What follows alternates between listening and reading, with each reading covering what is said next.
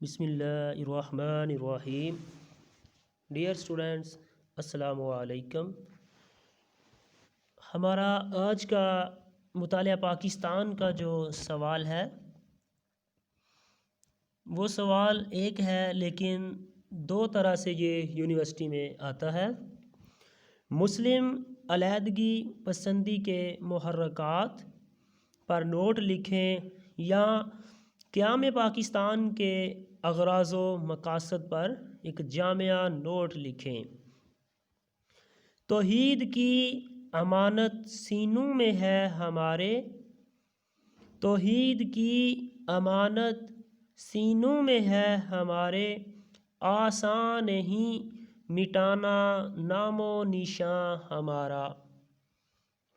اس عنوان میں ہم اپنی نوجوان نسل کے ان سوالات کا جواب تلاش کرتے ہیں جو ہر وقت ہماری نوجوان نسل کے ذہنوں میں اٹھتے ہیں کہ برصغیر کے مسلمانوں نے پاکستان کا مطالبہ کیوں کیا، اور وہ کون سے محرکات تھے جن کی بدولت ہمارے رہنما قیام پاکستان کے لیے سوچنے پر مجبور ہوئے۔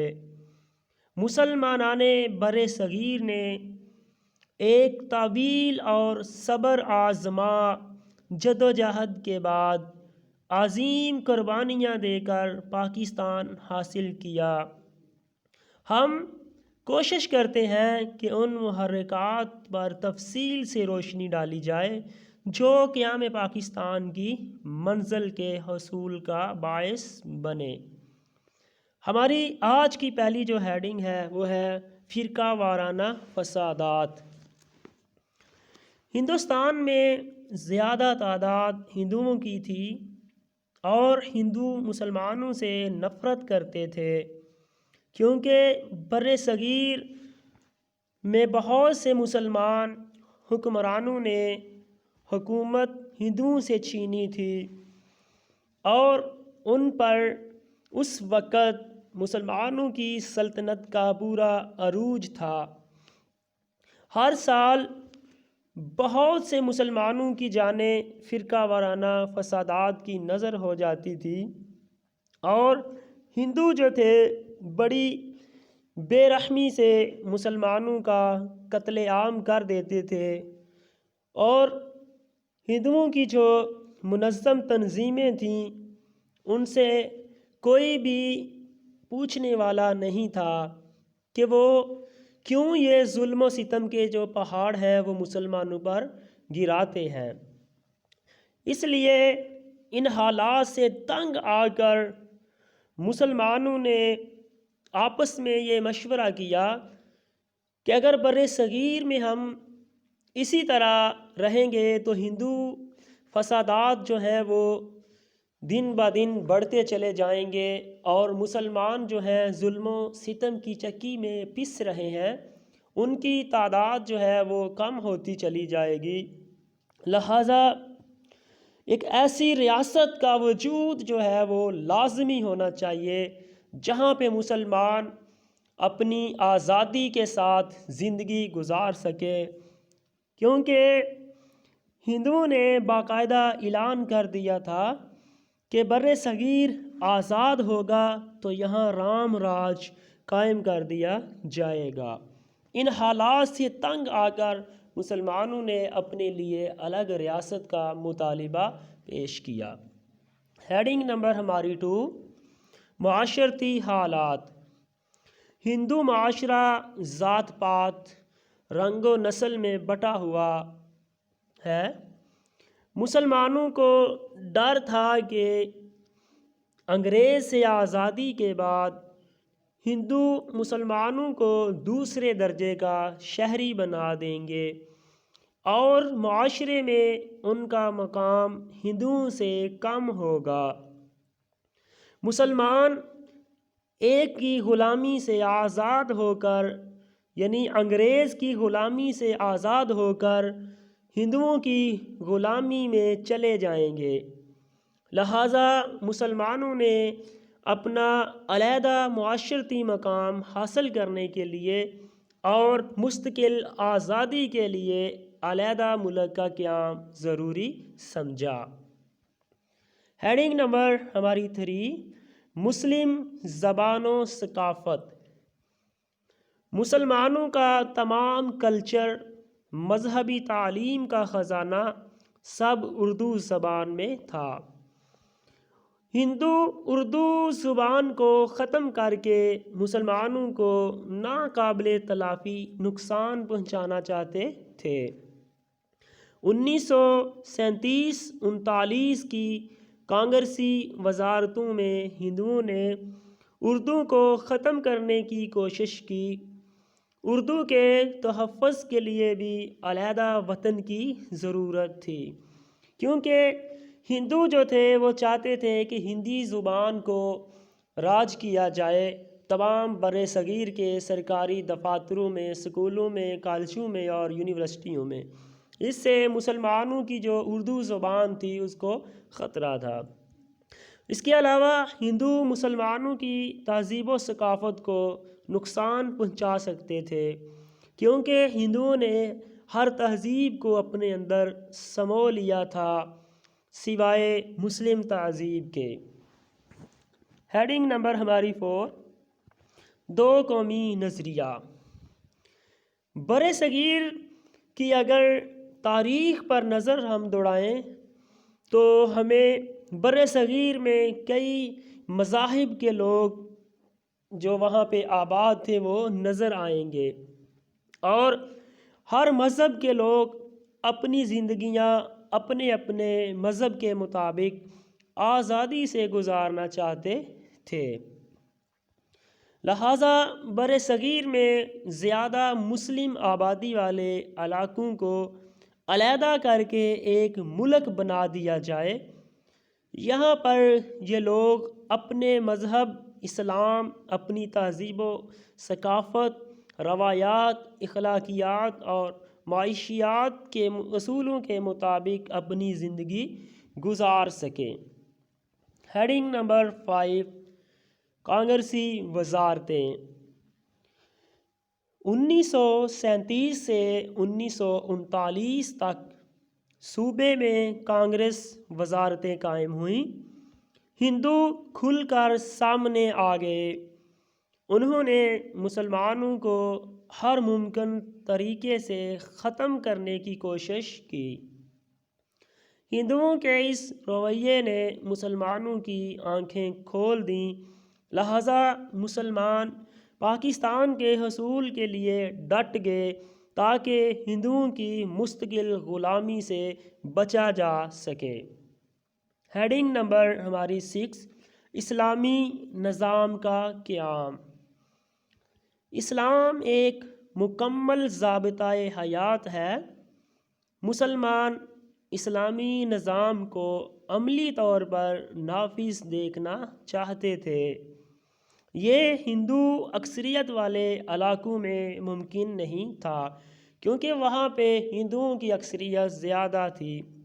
اس لیے مسلم اکثریت والے علاقوں میں پاکستان کے قیام کا مطالبہ کیا گیا تاکہ مسلمان پاکستان کو اسلامی نظام کی ایک تجربہ گاہ بنا سکیں جو باقی عالم اسلام کے لیے بھی مشعل راہ ہو۔ ہیڈنگ نمبر ہماری 7، آزادی کی تڑپ۔ مسلمان صرف اللہ تعالیٰ اور اس کے رسول حضرت محمد صلی اللہ علیہ وآلہ وسلم کی غلامی کرتے ہیں، اس لیے ہمیشہ وہ انگریزوں کی غلامی کے خلاف لڑتے رہے، کیونکہ ایسی ریاست کے وہ طلبگار تھے کہ جہاں پہ اللہ تعالیٰ اور حضرت محمد صلی اللہ علیہ وآلہ وسلم کے جو بتائے ہوئے احکامات ہیں اس کے مطابق زندگیوں کو گزار سکیں۔ انگریزوں کے چلے جانے کے بعد ہندوؤں کی غلامی سے بچنے کے لیے مسلمانوں نے پاکستان کے قیام کا مطالبہ کیا کہ ایک ایسی ریاست ہونی چاہیے جہاں ہمیں سیاسی حقوق کے علاوہ زندگی کے تمام معاشرتی پہلو جو ہے وہ بھی آزادانہ طور پر مل سکیں۔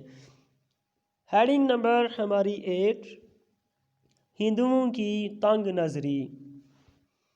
ہندو ایک تنگ نظر قوم ہے اور وہ ہر جگہ پر اپنی برتری چاہتی ہے، یعنی ہندوؤں کا نقطۂ نظر یہی تھا کہ ہندو جو قوم ہے وہ بر صغیر میں سب سے افضل قوم ہے، لہٰذا باقی جتنی بھی قومیں ہیں وہ ان سے نیچ ہیں۔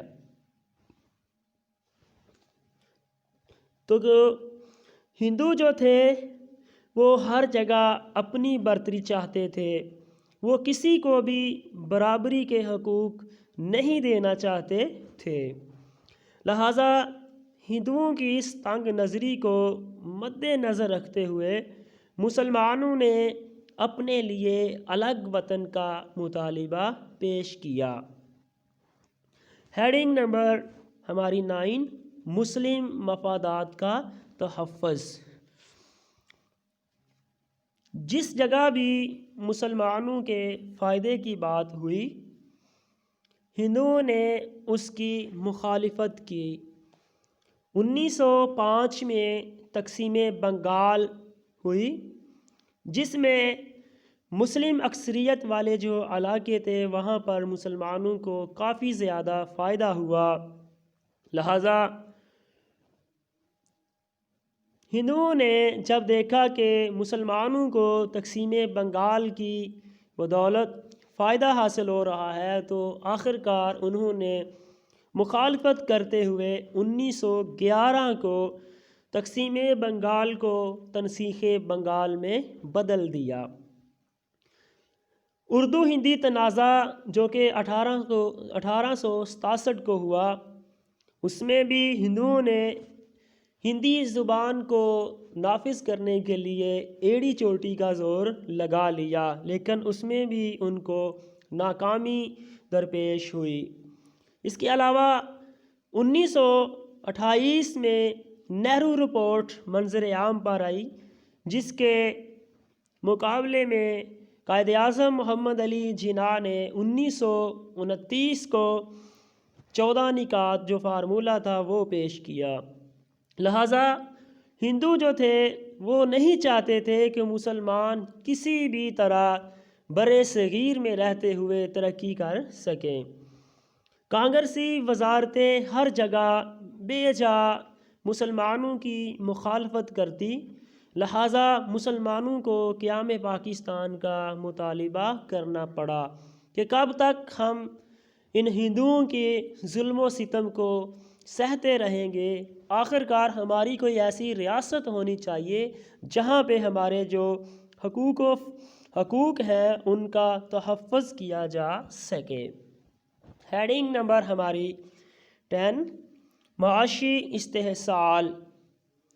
اقتدار سے محرومی کے بعد مسلمان معاشی طور پر بدحال ہو گئے تھے، کیونکہ وہ مسلمان جو کبھی پورے عروج پر تھے، بر صغیر میں اپنے ڈنکے کی چوٹ پر حکومت کرتے رہے، آخر کار ان کو عروج سے زوال کا بھی سامنا کرنا پڑا، وہ معاشی طور پر بالکل بدحال ہو گئے تھے، جبکہ ہندو تیزی سے ترقی کر رہے تھے۔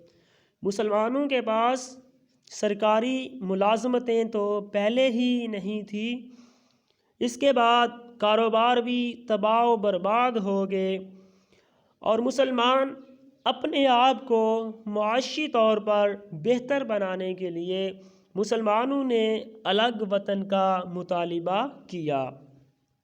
ہیڈنگ نمبر ہماری 11، اسلامی ریاست کا قیام۔ مسلمانوں کی حکومت ختم ہونے کے بعد مسلمانوں کے ساتھ ہندوؤں اور انگریزوں کا جو سلوک تھا وہ بہت ہی ناروا سلوک تھا۔ اس لیے مسلمان اپنی حالت کو بہتر بنانے کے لیے ایک علیحدہ اسلامی ریاست کا قیام کرنا چاہتے تھے۔ اپنی ملت پر قیاس اقوام مغرب سے نہ کر، خاص ہے ترکیب میں قوم رسول ہاشمی۔ ہیڈنگ نمبر ہماری 12، اللہ تعالیٰ کی حاکمیت۔ اسلام کے نزدیک اقتدار اعلیٰ کا مالک صرف اللہ تعالیٰ کی ذات ہے، اور مسلمان اللہ تعالیٰ کے بنائے ہوئے قوانین کے تحت زندگی گزارنا چاہتے ہیں۔ مسلمان ایسی ریاست کی تشکیل کرنا چاہتے تھے جو اللہ تعالیٰ اور اس کے رسول صلی اللہ علیہ وآلہ وسلم کی بالادستی کو تسلیم کرے۔ ہیڈنگ نمبر ہماری 13، اسلامی جمہوری نظام۔ اسلامی جمہوری نظام قائد اعظم تھیوکریسی نظریہ کے خلاف تھے، اور ان کی خواہش تھی کہ یہاں اسلامی جمہوری نظام رائج کیا جائے، جس کے تحت اقلیتوں کو بھی زندگی گزارنے کے مساوی مواقع فراہم کیے جائیں۔ قائد اعظم نے فرمایا، 14 فروری 1948 کو سبی میں آپ نے خطاب کرتے ہوئے یہ فرمایا کہ میرا ایمان ہے کہ ہماری نجات نبی کریم صلی اللہ علیہ وآلہ وسلم کے اسوہ حسنہ پر عمل کرنے میں ہے، جو ہمیں قانون عطا کرنے والے پیغمبر اسلام حضرت محمد صلی اللہ علیہ وآلہ وسلم نے دیا ہے۔ ہمیں چاہیے کہ ہم جمہوریت کی بنیادیں صحیح معنوں میں اسلامی تصورات اور اصولوں پر رکھیں۔ ہیڈنگ نمبر ہماری 14، رام راج سے نجات۔ انگریزوں کے ہندوستان سے چلے جانے کے بعد ہندوؤں نے رام راج کا نظام نافذ کرنا چاہا تھا۔ مسلمان ایسے نظام میں کبھی بھی اپنی زندگی نہیں گزار سکتے تھے، اس لیے مسلمانوں نے رام راج سے نجات حاصل کرنے کے لیے علیحدہ جو ملک تھا اس کا مطالبہ پیش کر دیا کہ ہم قطعاً یہ نہیں برداشت کرتے کہ یہاں پہ ہندوؤں کی تہذیب و ثقافت ہے، ہندو جو ہے اپنی روایات کو ہمارے اوپر لاگو کر سکیں۔ ہیڈنگ نمبر ہماری 15، انگریزوں سے نجات۔ انگریزوں نے حکومت مسلمانوں سے چھینی تھی، اس لیے مسلمان انگریزوں سے نجات چاہتے تھے۔ انگریزوں سے نجات کے لیے مسلمانوں نے علیحدہ ملک کا مطالبہ کیا۔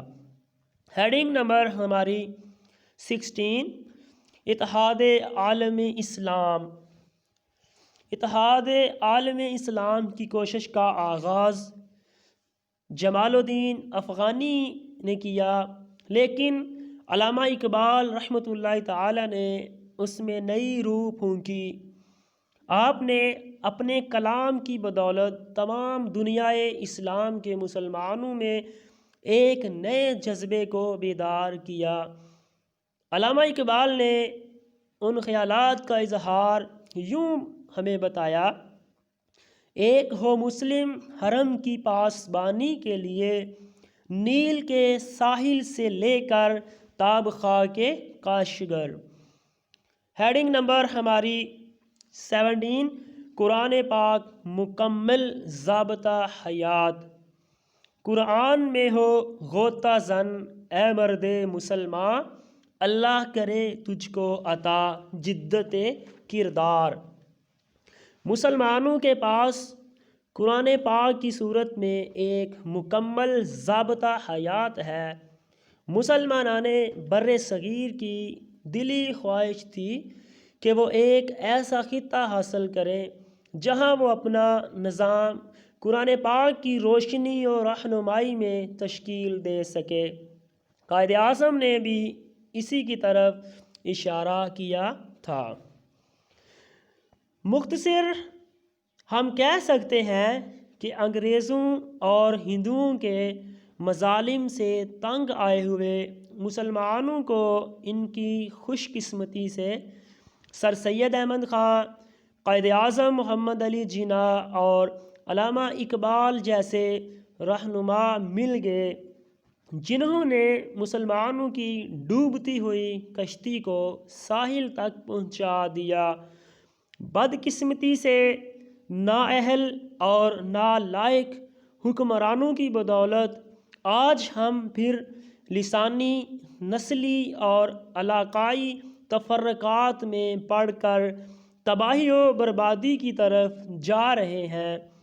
قوم آج پھر کسی نئے سر سید احمد، قائد اعظم محمد علی جناح اور علامہ اقبال کی آمد کا انتظار کر رہی ہے۔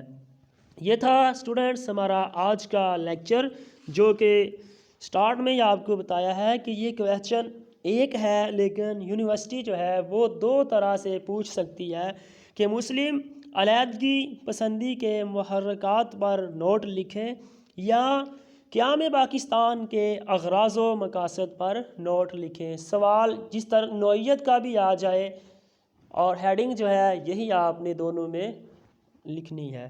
جی السلام علیکم۔